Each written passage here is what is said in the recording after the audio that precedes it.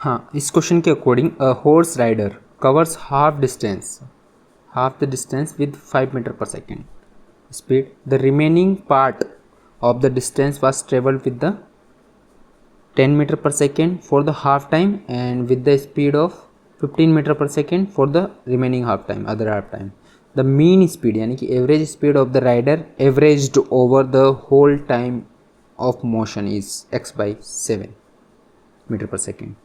The value of x is, ठीक है, तो इसके अकॉर्डिंग हम डायग्राम बना लेते हैं.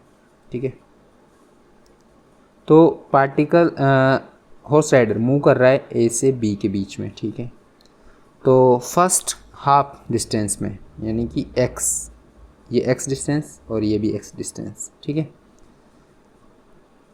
फर्स्ट x डिस्टेंस में वो स्पीड है उसकी, वो v1 is equal to 5 metre per second है सपोज. और सेकंड इंटरवल यानी कि लेट्स सपोज कि ये C पॉइंट है ना, तो C से B के बीच में जो ट्रेवल करता है वो 2 स्पीड से ट्रेवल करता है और उसमें टाइम जो रहता है, हम इसको रेड कलर से देख लेते हैं कि जो फर्स्ट इंटरवल है, लेट्स सपोज कि टोटल टाइम लगा हमें सी और बी के बीच में 2t टाइम लगा है, तो t टाइम यहाँ पे और t टाइम यहाँ पे इक्वल टाइम इंटरवल में, हाफ टाइम में यहाँ पे और हाफ टाइम में यहाँ पर. तो फर्स्ट इंटरवल में तो स्पीड थी इसकी 10 मीटर पर सेकेंड. ठीक है, और सेकेंड इंटरवल में स्पीड थी वो थी 15 मीटर पर सेकेंड. ये तो क्वेश्चन का इंटरप्रिटेशन हो गया.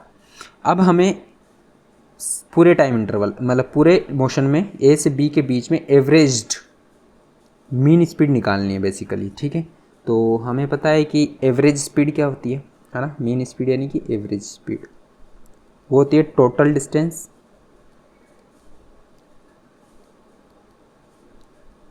Divided by total time.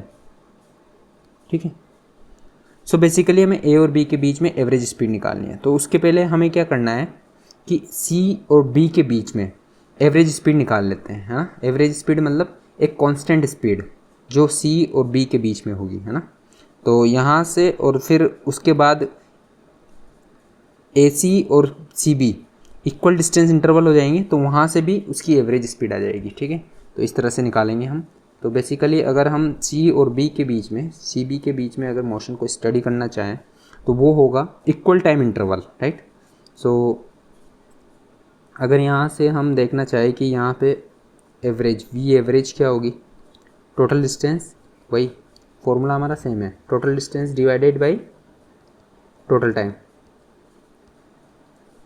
ठीक है, तो टोटल डिस्टेंस क्या होगी हमारे पास, टोटल डिस्टेंस होगी, अच्छा टोटल डिस्टेंस भी हमें निकालना है तो उसके लिए हम फॉर्मूला यूज़ कर सकते हैं. अगर इक्वल डिस्टेंस इंटरवल होता है तो हमारे पास v is equal to x by t होता है, तो यहाँ से x is equal to v t हो जाएगा. ठीक है, तो ये हमारे पास x is equal to v T.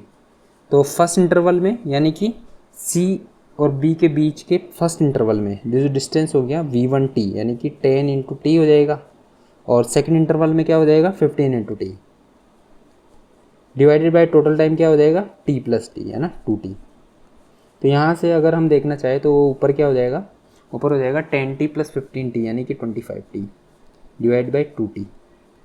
25 by 2 average speed हो गई. यानी कि अगर इसके बीच में लेट सपोज कि ये v2 स्पीड है, v2 एवरेज स्पीड है, एवरेज यानी कांस्टेंट ओवर द पीरियड, यानी कि ये v2 स्पीड है.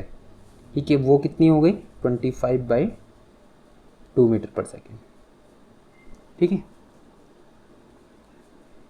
यानी कि वी एवरेज को हमने क्या मान लिया, जब सी बी इंटरवल में v2 मान लिया है, तो 25 बाई 2 ये स्पीड हो गई हमारे पास सेकेंड इंटरवल में, राइट. सो अगर हम देखना चाहें कि एवरेज स्पीड क्या होगी, वापस यहाँ आ जाते हैं.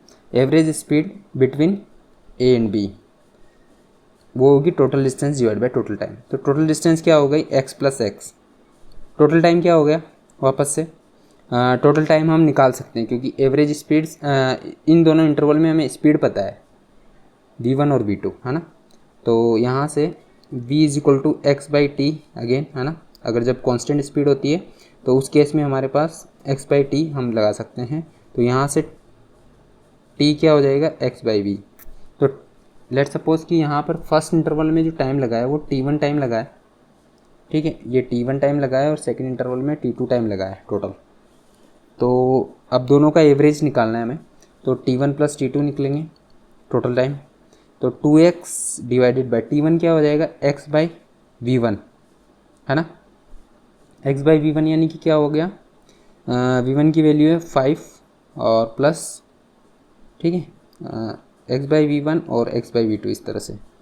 तो यहाँ लिखना चाहे तो हम देख सकते हैं कि x by v one 2x, x common ले लेंगे हम वापस से, x 1 बाई वी वन की वैल्यू हमें 5, अब आगे वैल्यू रख देते हैं, और v2 की वैल्यू 25 बाई 2, ठीक है।